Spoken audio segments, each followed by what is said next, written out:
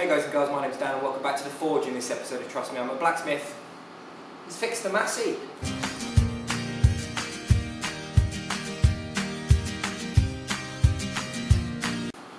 So in the previous video I mentioned that Massey wasn't very well. I'm going to show you what's wrong in just a second.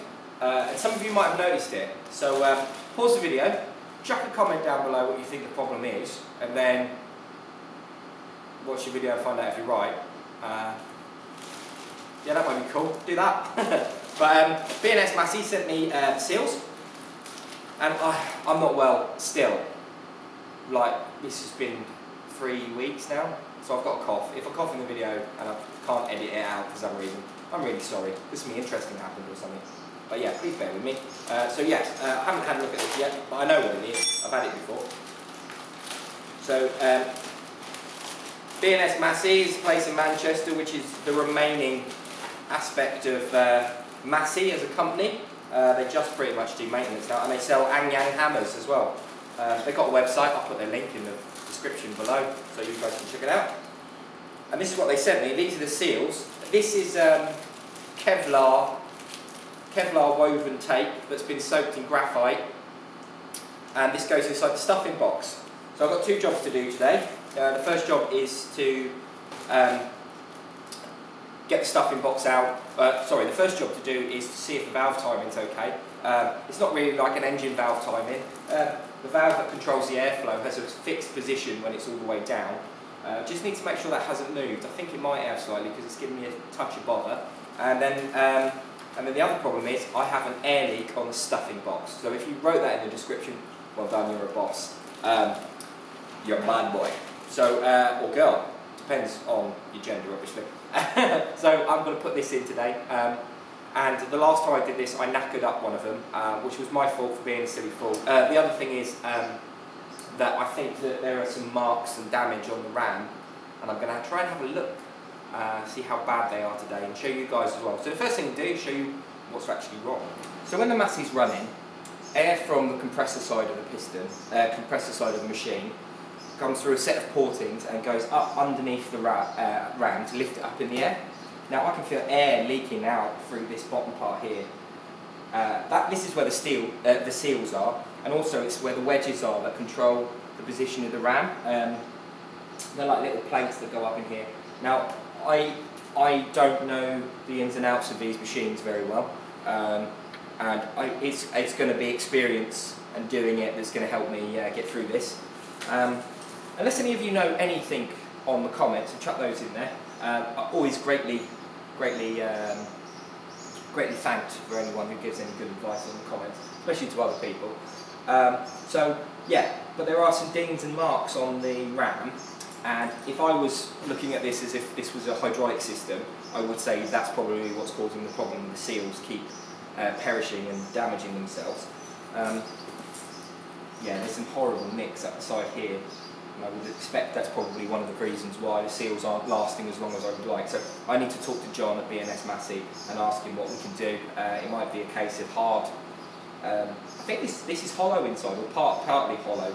I think it might be a case of welding this back up and remachining it, which is fine.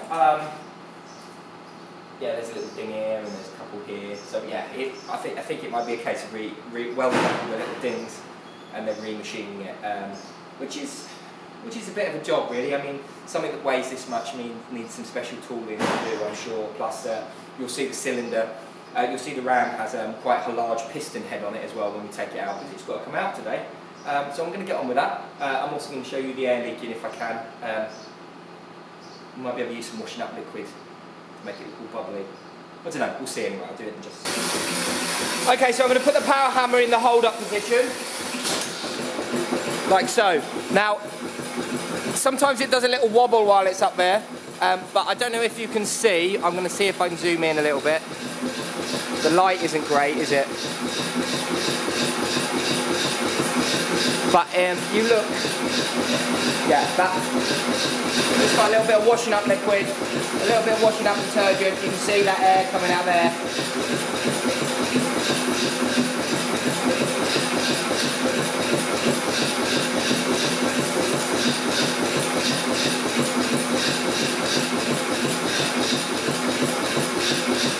something that I need to point out as a creator and someone who's offering not necessarily advice, but I'm telling you what I'm doing and you might copy me. I should highlight some important points. If you're going to undertake anything like this or any other projects, health and safety is important and it should be respected. So if I make a mistake in the video, point it out, and I should be held accountable for health and safety issues. And I don't want you guys getting hurt. That's the main thing. So when working with the power hammer, I'm going to isolate this machine. I'm going to make sure that no one can turn it on. I'm also going to put blocks and supports under things, and I'm going to use an amount of decorum, an amount of logic when working with this, so that I don't hurt myself. I've got steel toe cap boots on. I've got old cotton clothes on. Well, these trousers are fairly new, and this, to be fair, this t-shirt's quite new. And yeah, gloves, eye protection when needed, ear protection when needed, and then that sense of try and think about what you're doing. Okay, just be safe, guys. I will be working with oils. I probably put some gloves on when I am working with the oils and other things. And this stuff's heavy and all that stuff. So just be aware of what can happen if you. Excuse me. Just be aware what can happen if you're going to start taking things apart. Okay. It's also a good idea to mark things when you take things apart, so you know where they came from. So I'm also probably going to do some marking up as well on this. Okay, guys. Right. Okay. So this is when the hammer is in its neutral position. So to check this, I'm supposed to put the hammer into its hold up position, which it now is. And the top of the valve, this part here, is supposed to be level with this part here, which it isn't. I think it could be this piece just down here is supposed to be level. I need to check the book. I'm going to do that now. I'll do that when I get home. But I'm just going to clean this off of here, and that's the first bit done. So if this bit isn't level, it's supposed to be level. I need to lift this bar up so it matches up here. I've also noticed for the first time that my hammer serial number is 777. The serial number on the valve is out of the 6. There was a pair of these that was working in the docks where they were originally, and one, they don't correspond with each other. There's a few bits on this that don't match up, but you know, second-hand machine. It's old. It's done a lot of work. It's got a good retirement here, so I'm quite happy to have a few anomalies because I can live with them, because it doesn't have to work as hard as it used to, which is good for it. I'm just going to get rid of this little bit of cardboard that's on here, which is part of the gasket. I know this is cardboard because I put it in here, so it's not asbestos. But some of the valves, some of the seals on this were asbestos, especially the stuffing box ones. So I'm going to have to be very careful if I take things apart and then check them for asbestos. If I find asbestos, I'll have to deal with this a lot differently. And I probably shouldn't be showing it on camera, but you know, you've got to do what you've got to do sometimes, haven't you? We all judge risk at our own level. And yeah, but I'm quite happy to be playing around here because I know what was here before, and I know that this is paper because I put it there. Okay, the next job to do is take out this pallet that's fixed to the ram, and it's pretty simple. I'm just going to get a punch and a hammer. Okay, this isn't a hardened steel punch, it's just a punch. Just knock that wedge out. Okay, pull the wedge out like so. Now for this next job, I need to turn the power hammer on, and release the pallet at the bottom die. I will block up the treadle and stuff so nothing can get pressed to make the ram come down, but I need to get this ram to go up and then block it up with a nice piece of wood. So when I hook it up to the crane to pull it out, I don't have to lift it up very high. Okay, so I just tried to start the hammer without the valve cover on, which would have been a pointless exercise. It wouldn't have done anything. So I'm going to start her up, and I'm going to lift the ram off of the pallet.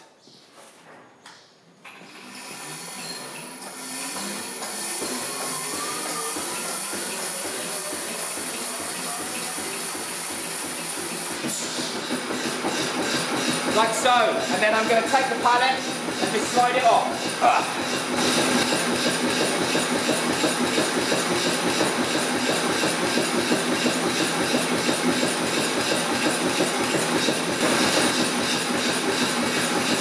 I just take a couple of blocks of wood.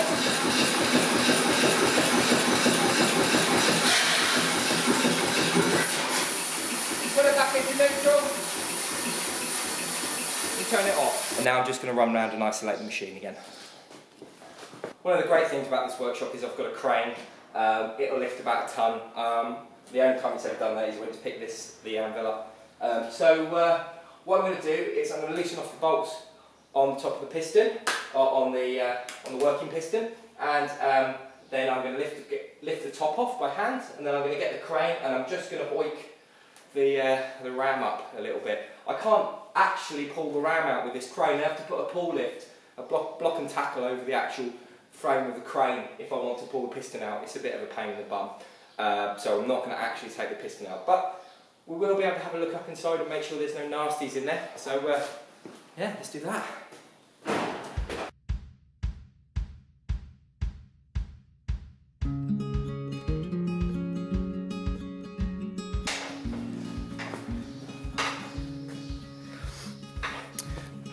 Okay, so I've taken this nut off to show you guys, and I don't know if you can see, but it's got little notches in it. Now, this is an element of holding an old piece of machinery that I think is important to cover. That this wasn't an original nut. Some engineer in the factory where it was before has taken a piece of gas pipe fitting and modified it so that it will fit because this would have been a left-handed thread. That's what this little notch means. It means it's left-handed thread, but it's not, it's a right-handed thread. So someone's actually modified this. Now, the elements of owning a hammer like this is going to cause me problems in the future. Little trinkets like this, I'm going to have to learn how to do. So, yay.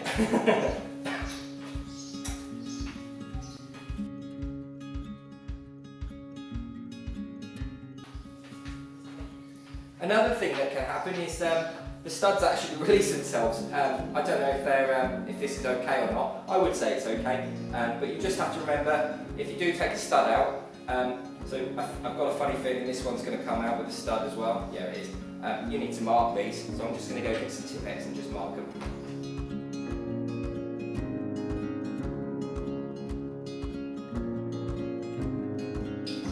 Another little trinket that I think a lot of you guys might never have seen before is that there's a little groove. I don't know if you can see that. There's a little groove cut in the nut, in the stud, and that's to help clear crap out of the way when you screw them in.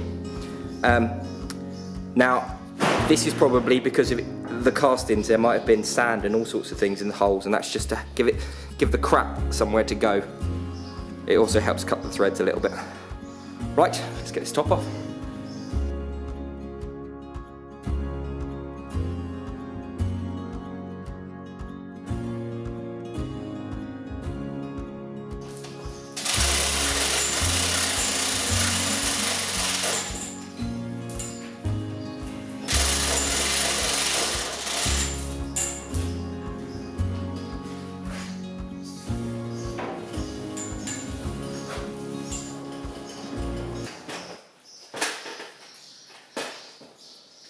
Okay, welcome back up to the top of the Massey. This is the top of the piston here, and there's oil in here, but when I changed the oil last, it was black.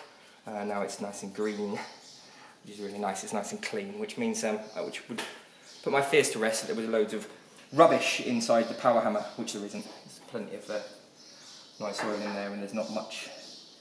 A little bit of rubbish in there, but it's alright. It's nothing. It's not even near as bad as what it was. So what I'm going to do is I'm going to regather the crane. I hope this chain doesn't go in the way, but I'll get the crane over.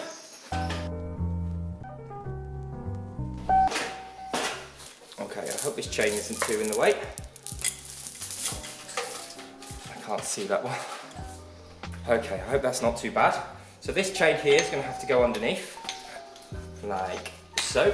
And then out of the way. Now, what I've got here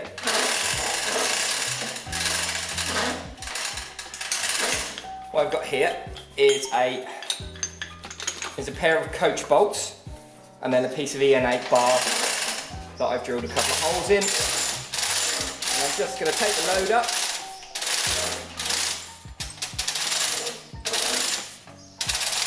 Very slowly. There we go. I'm just lifting this piston up.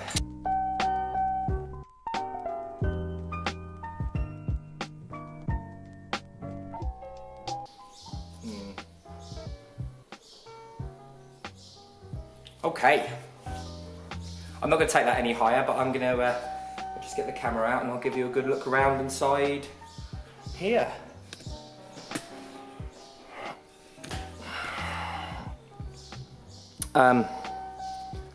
So there's the piston in all its glory, and that dark space down there is where the piston lives.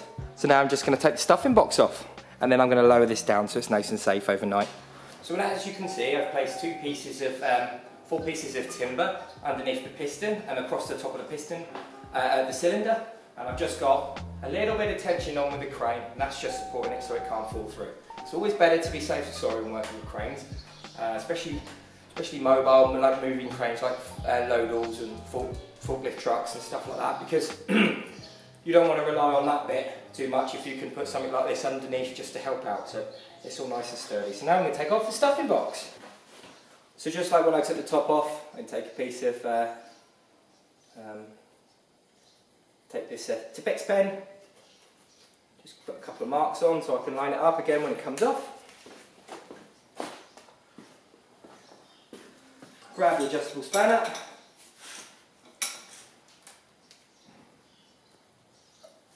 I think I need a bigger spanner.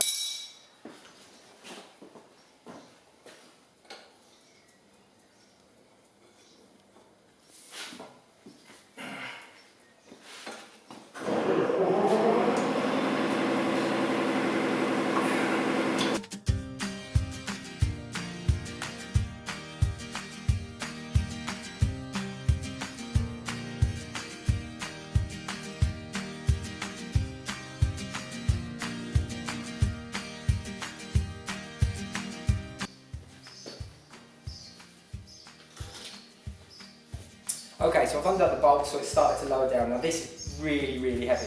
So the only way I'm going to get this out is with a jack. So I can support it with a jack, on my own at least anyway. Get it down to a reasonable height so I can pick it up. If I can't pick it up, I'm going to have to get someone to help me. Just hang 10 for a second. Okay, all the bolts are out, the studs, however they come out. This one is out, it's just got caught underneath this piece of wood. So now I'm going to use the jack, the bottle jack that's under here, to lower this down, I hope.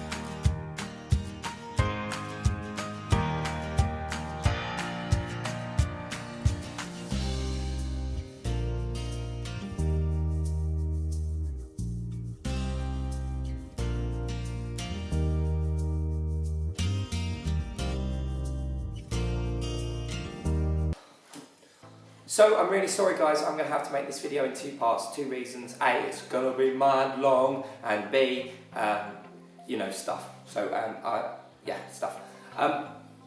So I hope you enjoyed this video. If you did, remember to leave a like.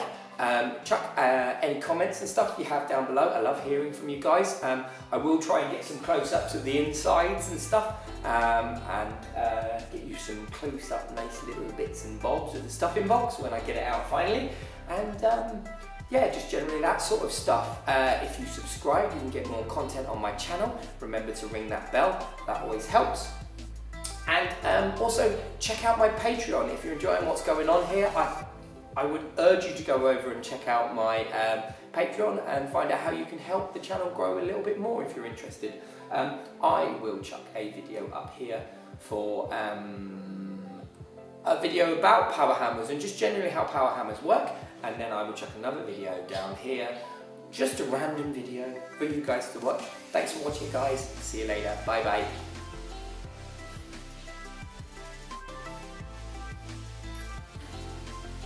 Ooh.